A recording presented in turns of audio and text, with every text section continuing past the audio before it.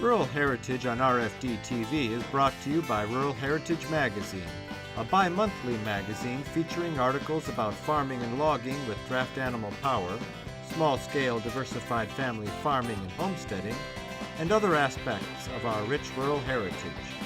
Rural Heritage Magazine, borrowing from yesterday to do the work of today. For subscription information, please call 319-362-3027 or order online at www.ruralheritage.com. What I'm doing now is selecting which tree or trees I'm going to take. And when you're cutting this white pine, there's many things to take into consideration. Number one, you need an opening to put your first tree down. I can hang them up and pull them out with the horses, but you'd rather not get into that if you don't have to.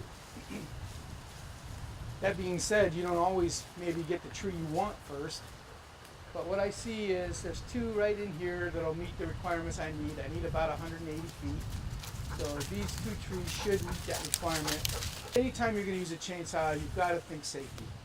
So obviously you can see I have my chaps on, I have ear protection, eye protection, head protection, and still, when you walk up to a tree, you need to check for hazards. The very first thing you want to look for is any overhead hazard.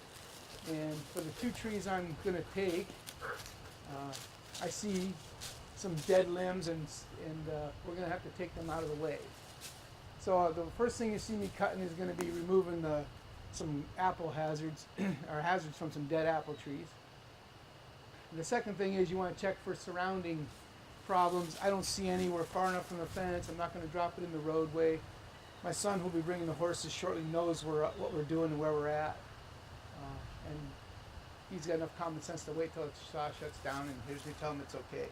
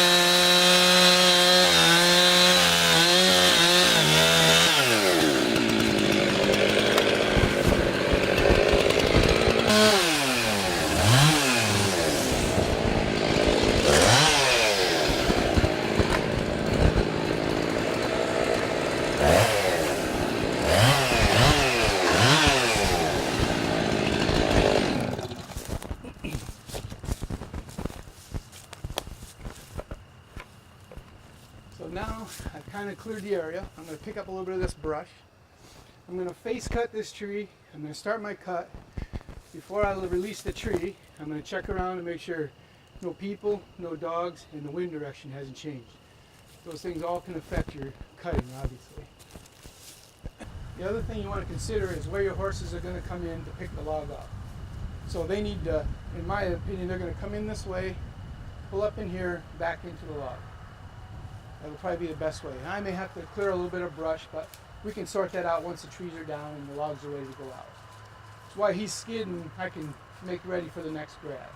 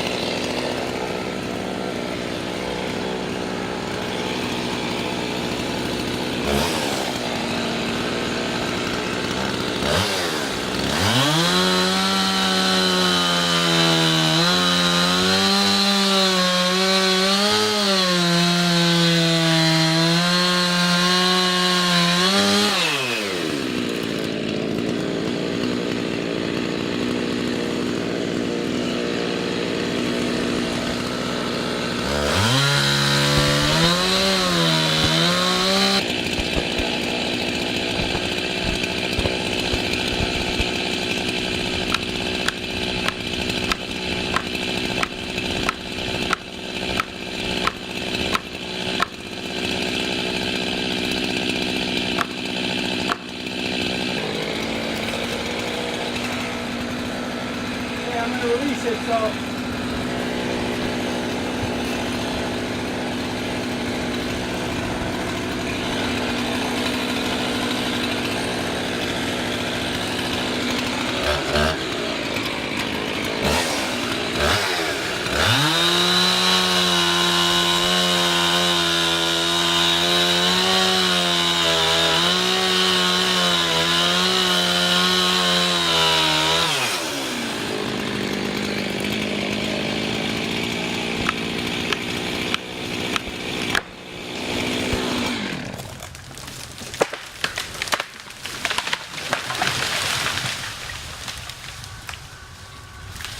well, you want to wait until everything's done falling out of the tree before you walk up on the tree.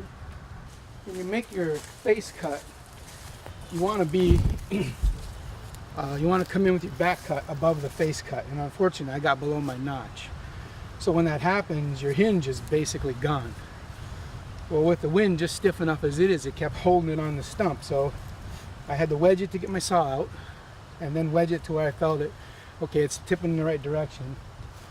I would have liked to have been on the other side of that tree, but at this, when I walk up alongside the tree and limb it, I'm going to be on one side, my saw is going to be on the other side as I take the limbs off and skin the tree.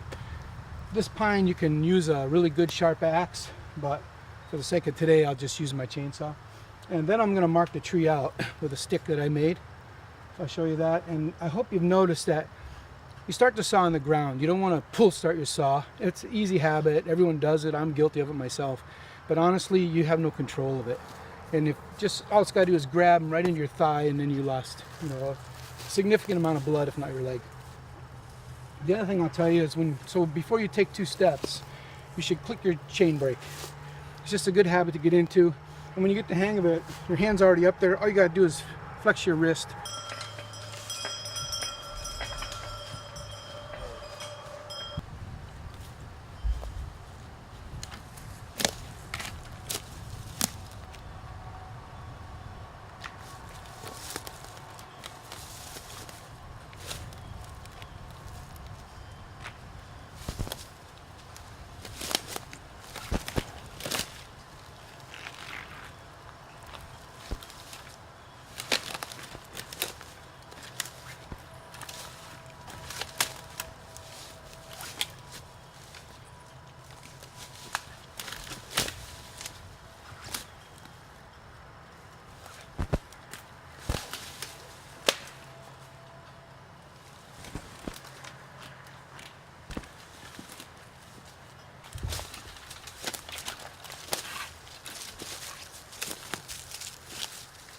Jake, I'll skin this and get it ready, and I'll make you some room to come in here.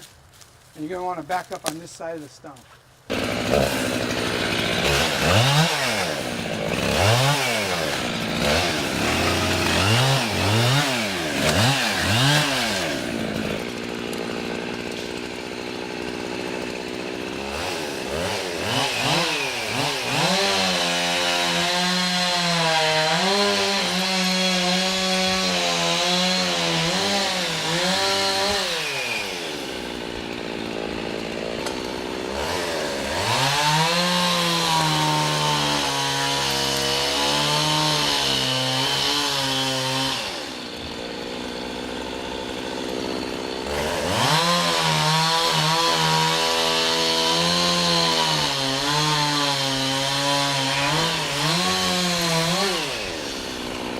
G, careful.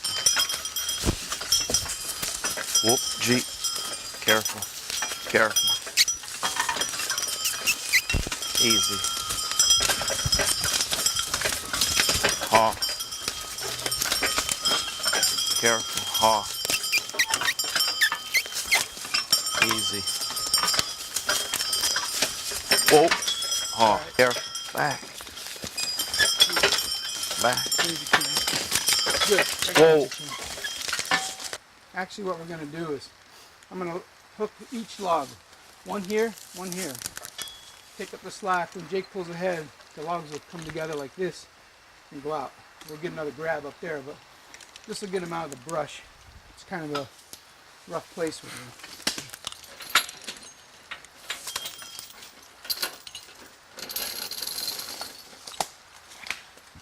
So I'm purposely going to drive this grab in on the back side of the log to help it roll over. You have to be kind of careful, because if you make it too severe, then it wants to pull your grab out.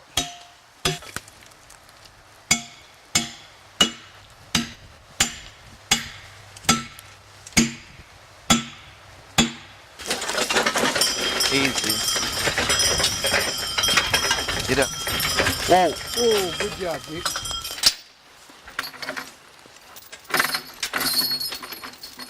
Now what I like to do is split my logs.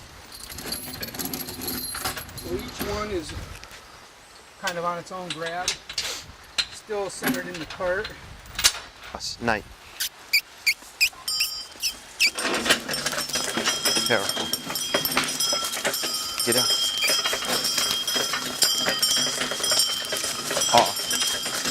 Haw now, easy.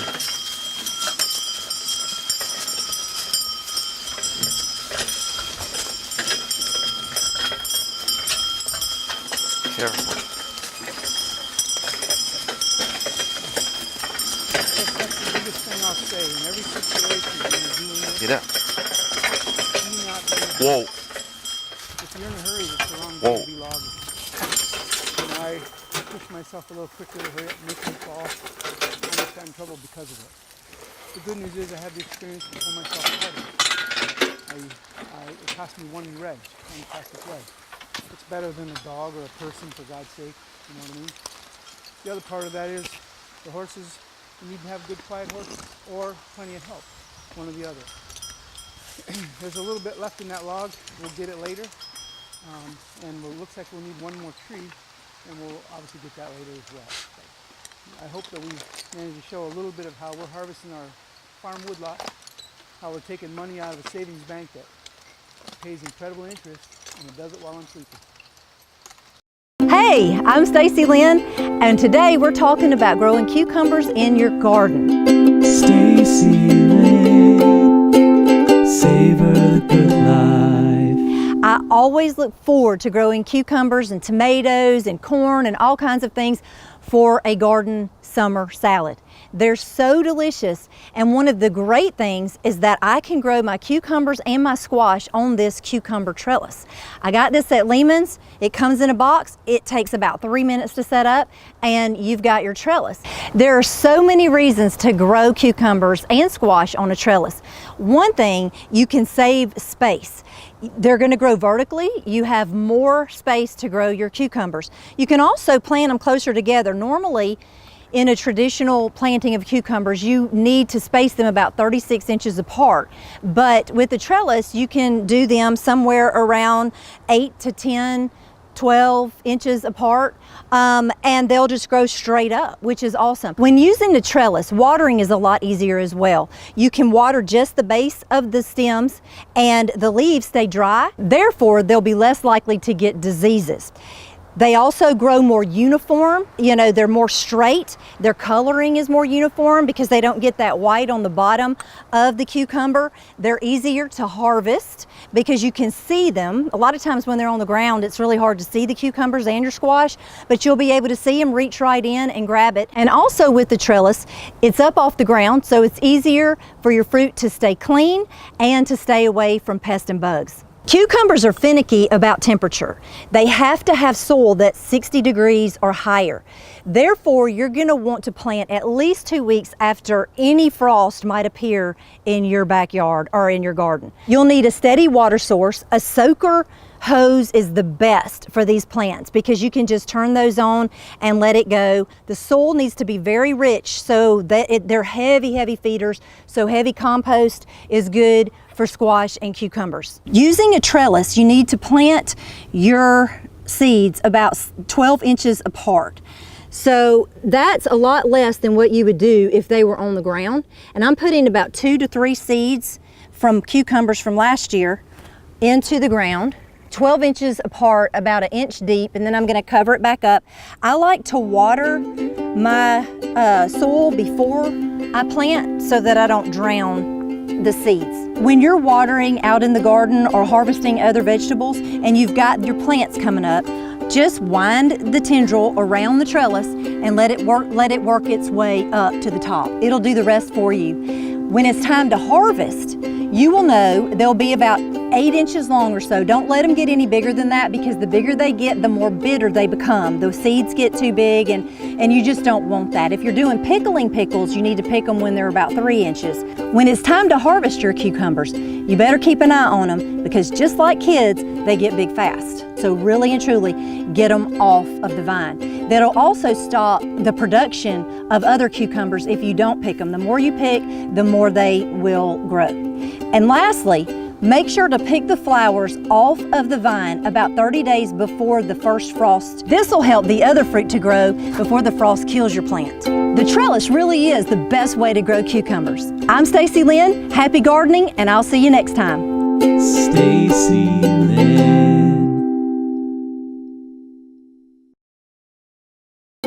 Hey, I'm Stacy Lynn. Let's make a cucumber salad. Stacy Lynn. Savor the good life. Some people don't like cucumbers, and I found out why. There's a chemical, and I know the name of it, and it's on my blog, but I can't pronounce it. So I'm just gonna leave it at that. And special people have the ability to taste that chemical. When they do, it makes everything cucumber bitter.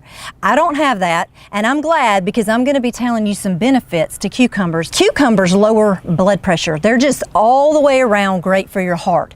Cucumbers also reduce brain-related diseases and curb the symptoms of Alzheimer's disease. Now that is pretty amazing. Cucumbers also fight inflammation, which is a big plus for me. I get migraines from time to time, and they are helpful for people that have headaches. They also clear up acne. They're also used for hydration. Did you know one big cucumber will give you 26% of your daily intake for water? That is amazing. Cucumbers have crazy anti-aging effects. You will find them in very healthy makeup, and also the cucumbers around the eyes, you know, in the spa, they will help reduce inflammation around your eyes. Cucumbers have also been shown to fight cancer. That, I think, is worth a cucumber a day. It'll keep the doctor away. So let's make a cucumber salad. The first thing I want to do is make my vinaigrette. So I'm just using malt vinegar. You could use balsamic if you want to, or malt vinegar, salad vinegar, raspberry vinegar. You could use just about any vinegar you want. I'm adding about 1/4 of a cup of the malt vinegar. Okay, and then I'm just gonna grab a little bit of olive oil, and I'm gonna use about 2 tablespoons of olive oil. Okay, there we go. A little bit of pepper, and a big pinch of salt. Also, about 2 tablespoons of sugar, and whisk it up, and you have yourself an incredible vinaigrette. This vinaigrette would be great over any salad, even just greens. I eat it all the time over just greens. A bunch of mixed greens together, that's just amazing. Okay, so now for the ingredients of the salad. You can grow all of this in a garden. It's so simple to do. Cucumbers, grow them on a cucumber trellis. You can get bush cucumbers, and you can put them in containers on your back porch. Peel the cucumber and then chop the ends off of the side. These little things are slippery. All right, I'm gonna get my scraps. I'll feed these to the chickens later. Take off the ends. Cut it down the middle. Remove the seeds. You know, I don't really mind seeds in my cucumber salad, so you can always just leave them in it. Doesn't bother me one bit, but some people, and if you're having company, they would rather not see seeds in the salad. So it's just as easy as that. It's not hard at all to do. Scrape them out. And if you don't get every single one, it's just not a big deal. All right, now, just gonna chop them up. Slice them into 1/2 inch cubes. All right, you'll need about 4 cucumbers for this recipe. Cubed. Next, we're gonna cut up a squash. And really, you can do this with just about anything in your garden. You can do it with a zucchini squash. You can do it with any kind of vegetables out there. Okay, I'm going to be cutting them about the same size as I did the cucumber. Everything in this salad is about a 1/2 inch cubed, and I roughly chop it because I'm an impatient cook. Guess you could call me that, the impatient cook. Okay. All right, and then you'll use 4 to 5 tomatoes, depending on your taste for tomato. Aren't these beautiful? If you want to take the juice out of the tomato, you can do that, or you can leave it in. It's really best a lot of times not to have all of the tomato seeds in your salad.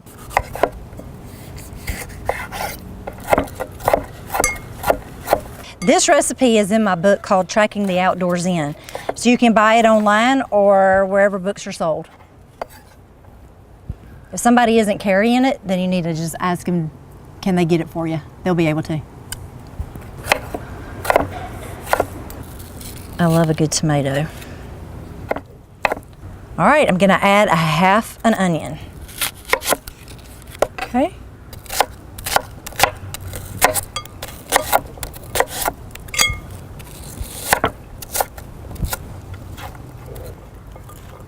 Now this is great for a picnic.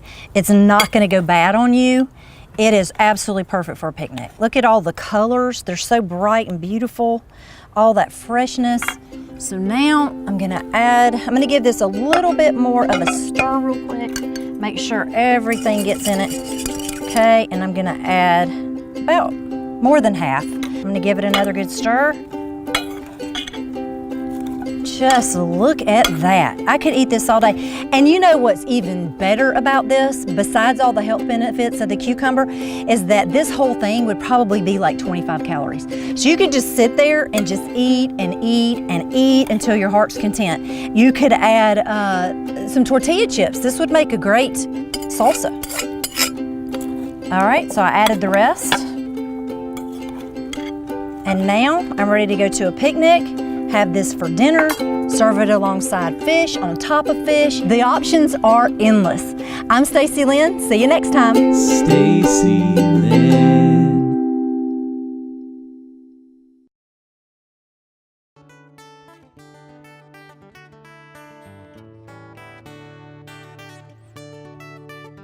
This program is available for purchase. To order your copy, please call 319-362-3027 or visit www.ruralheritage.com. Rural Heritage is a bi-monthly magazine dedicated to draft animal farming and logging, as well as other aspects of our rich rural heritage. It is published by Mishka Press, which also offers a complete line of back-to-the-land books, DVDs, and calendars. Call or write for a catalog or subscription information, or visit our website at www.ruralheritage.com.